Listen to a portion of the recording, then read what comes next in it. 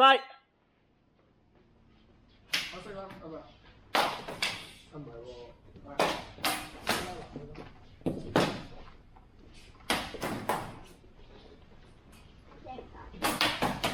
我老啦。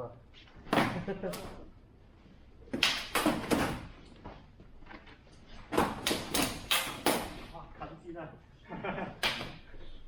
你試下兩下咯，我見你都係啊，係啊。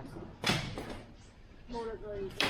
唔係啊，即係我意思係攻擊嘅時候，你可以整嘅，但係你攻擊得你哋兩下起跳嗰個諗法係，因為你一下就係打佢，一下就係噴走。如果你打完佢，跟住呆咗喺度，你咪俾人反擊咯。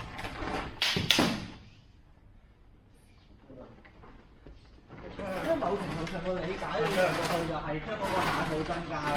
你喺個下數去到好多下，你都可以。佢要大格，唔係大格啫下邊，佢要送固定嗰格。你喺嗰個好混亂嘅情況之下，你都可以保持到思考。鬆咗嘅5下、6下、7下，就係你同對面嘅分別咯。即係譬如我淨係可以好有意識咁樣打到1、2、3下嘅，對面打到4下，佢咪消耗晒我3下先，用咪任拗咯。即係嗰個起嘅狀態好唔同咯。就係你睇到幾多步之後咯。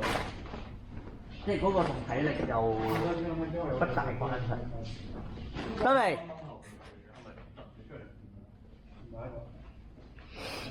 其實都一點快！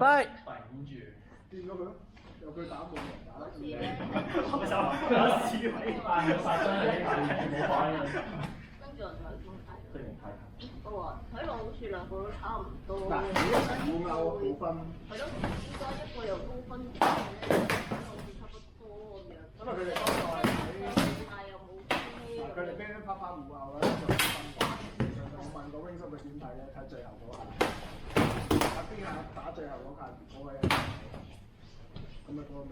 但係有啲人唔同喎。喺度諗，如果做啲冇效嘅工作，就係咁樣彈啦。雖然我唔係好啱位。打得仲人哋有，係啊，打得仲兼，但係真係避咗人哋嘅反擊，或者打啱嘅心或者同分，係啦。互拗3嘢，一人加3分，咁其實得個個冇加過。個個撳咧都有。